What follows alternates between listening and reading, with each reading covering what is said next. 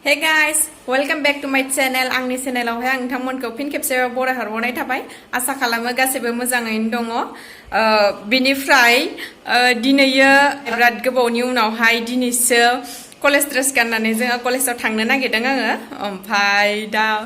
जोबोद खुसि आं दिनैयो जोबोद एक्साइटेड जानानै दङ कलेज ड्रेस गाननानै माने लकडाउननिफ्रायहाय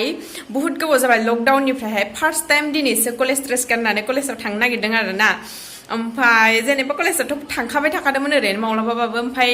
दिनैयो कलेज ड्रेस गाननानै थांनो नागिरदों ओमफ्राय नायनोसै माबायदि जायो दा आंनि लोगोफोर दं लोगोफोरजों थांगोन ओमफ्राय दिनै आङो जोबोद खुसि माला एथ' गोबावनि उनावहाय कलेज ड्रेस गाननानै जों कलेज थांनो मोनगोन बिनि थाखायनो आरोना ओमफ्राय दा थांनोसै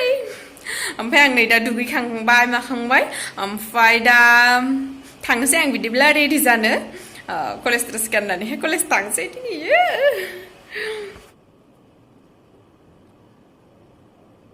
गोबावनि उनावहाय कलेज ड्रेसजोंहाय कलेजाव थांनायनि बाथ्रा नालाय एसे देलायलांनांगोन नङा होमबा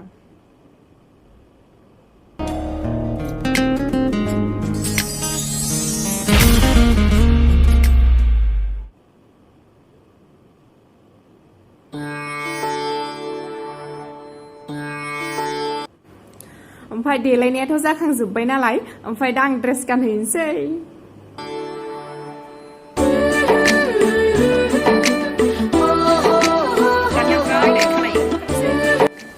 हेलौ लोगोफोर आं खानायखौबो खानखांबाय नै ओमफ्राय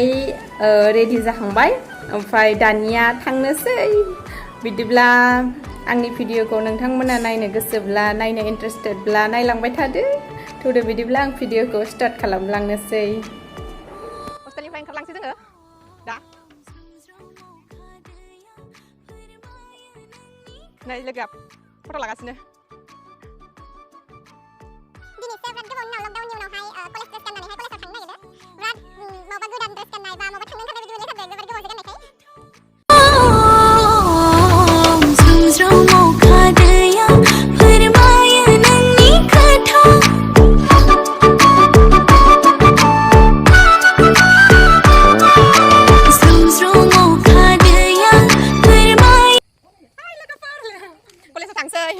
नै आं बेसे मोजां गानदों दिनैसो कलेज ड्रेसखौ मार मोजां मोनो आङो दिनै कलेज ड्रेस गाननानै थांसै जोङो ओमफ्राय दा नोंथांमोना आंनि भिडिअखौ नायनो गोसोब्ला नायलांबाय थाब्लानो जाबाय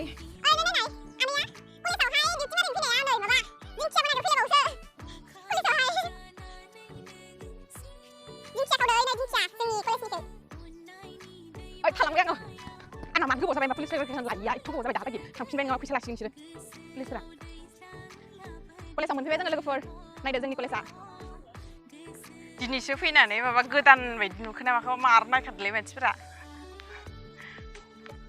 गोदान नुदों खोमा जोंखौ दिनैसो फैनाय बायदि नुदों खोमा गोदान मोनदों अबसे आंबो दिनैसो फैदोंना गोबावजो दिनैसो फार्स्ट टाइम फैदों जों कलेजाव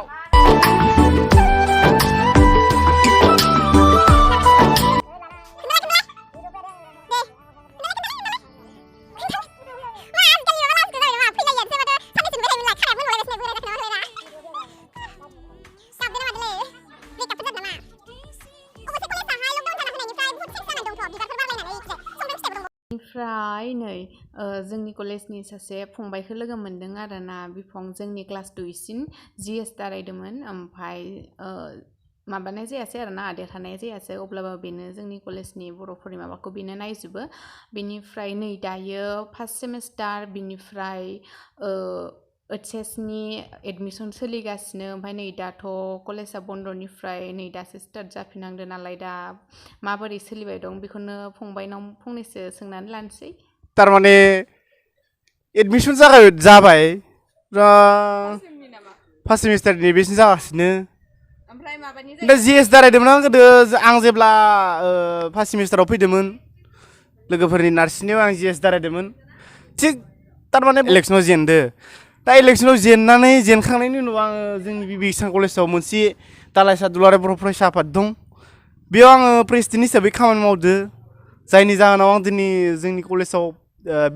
बिए फार्स्ट सेमिस्टाराव एडमिसन जानायनि थाखाय कालेक्सन जाय कालेक्सनखौ जोङो जोंनि इउनिट एबसुआव दुलाराय बर' फरायसा आफादाव दालाइसानि बेयाव खायसे प्रग्राम जायोबा खायसे हाबाफारि जायोब्ला बेयाव जों एसे बाहायनाय जायो जायनि जाउनाव जोङो एडमिसन जायोब्लाथाय कालेक्सन लानाय जायो स्टुडेन्टफोरनिफ्राय सेमिस्टारनि एडमिसन जादों ओमफ्राय माबानि हाई सेकेन्डारिनि जायोना जाया हाई सेकेन्डारिनियाबो जागोन जानाया नै दा फार्स्ट सेमिस्टारनि जागासिनो फार्स्ट सेमिस्टारनियाबो थारमाने पार्सेन्ट वाइस दं देग्लाय दाखालि कलेजनि अफिस स्टाफजों रायलायबाय जोङो माबायदि मा सार जों देग्लाय पार्सेन्ट नायनो गोनां जादों थारमाने लकडाउननि थाखाय एकदमबारे ओरैबायदि स्टुडेन्टफ्रा पास जादों जाउनाव जोंनियाव 1000नि बारा स्टुडेन्ट फैनो हागौ बेनिफ्राय जोङो 50%नि आपनिफ्राय लानाय जादों होनना बुंदों थारमाने बेनिफ्राय जायफोर एडमिसन अनलाइन खालामदो बिथांमोननिया 50%नि डाउनब्लाथाय एलिजिबल फर बि किसान कलेज बिनि एसएमएस थाङाखै आरो जायनि जाहोनाव 50%नि डाउननिफ्रा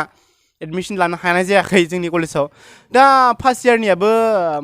जेबो नटिस ओंखारथ'वाखै दाखालि रायलायदोंमोन नटिस फैनांगोन गोजौनिफ्राय अब्लासो जोङो एडमिसनखौ एलाउ नालाय जोङो 50%नि डाउननिबो स्टुडेन्ट जोंनि बर'फोरा दं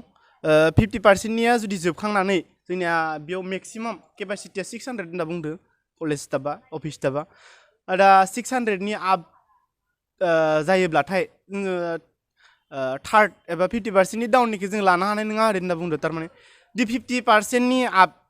बे जोबनानै जुदि सिटआ थाबावोब्लाथाय अब्ला जों 50%निखौबो डाउननिखौबो लाखिगोन बेखिनि बाथ्राया रोखा आरो थारमाने दा 26हालागै नेनो होदो बिथांमोना दा 26खौ नेयोब्लाथाय जोङो गासिबो क्लियारै मिथिगोन बेखिनिखौ बुंनायनि थाखाय बेनिफ्राय नै दा आंनि चेनेलाथ' गोदान नालाय आंनि चेनेलनि सोमोन्दै माबाफोर बुङो नामा मा नामा चेनेल नामा hubasumatary बे इउटुब चेनेल जाय बे चेनेलनि बिगोमाया जोंनि बि किसान कलेजावनो फरायो बिथांखौ जों आब' हिसाबै मानियो जोङो सिगांनि समनिफ्रायनो जेब्ला जोङो बेयाव एडमिसन लाफैदोंमोन बे एडमिसन लाफैनायनिफ्रायनो बिथांखौ लोगो मोनदो गोजोननाय मोनदो लोगो मोननानै मोनफ्रोमबो हाबाफारियाव जों थाफानानै जोंखौ हेफाजाब होयो बिफां हिसाबै आरो नै दा बिथाङा इउटुब चेनेल सोलिगासिनो दं जाउनाव बायदिसिना भिडिअ लानो गोनां जायो बिथाङा दा बेयाव जायफोर बिथांमोना बिथां आब'नि चेनेलखौ नायबाय एबा नायगोन नायगासिनो दं नै बे समाव नायदो बिथांमोना जाहाथे आब'नि चेनेलखौ साबस्क्राइब खालामो आरो जोंनिनो बिथां आब'आ बर' हिसाबै इयुनाव जाहाथे गोजौ फारसे दावगालांनो हायो बेखिनिखौ आङो गासैबो नायगिरि बिथांमोननिफ्राय आसा थिबाय फंबायनिसिम आं रोजा रोजा साबायखर बावहरनाय थाबाय आंनि चेनेलावहाय बेखिनिखौ बुंनानै होनायनि थाखाय ओमफ्राय नै दा जोङो माबाखौथ' लाखिखांबायानो नालाय सारा ओमफ्राय दा हस्टेलाव थांफिननो सानबायमोन ओमफ्राय अखा हाना होनानै नै दा थाथ'नांफिनबाय आरो ना अखा हाना होलायबाय दासो ओमफ्राय दा अखाया माब्ला गारगोन थाथ'नोसै अखा हाबायलै थांनो हाला जोङो बिनिफ्राय लोगोफोर अखा हानानै आं जोंनि कलेजनि राउन्डखौ खोन्थिनो हायासै आं कलेजखौ एसे खोन्थिनो सानदोंमोन नोंसोरनो अखा हानानै होबाय बेनिफ्राय खोन्थिनो हायासै गाज्रि दामोनसै जुम जुम अखा दैयाव फोरमायो नोंनि खोथा फैसै फैसै मोनो आं नोंखौनो मानोथो फैया ओमफ्राय ना अखा सिजानानै खारबोबाय जोङो मोनबोबाय नै अबस्था खाराब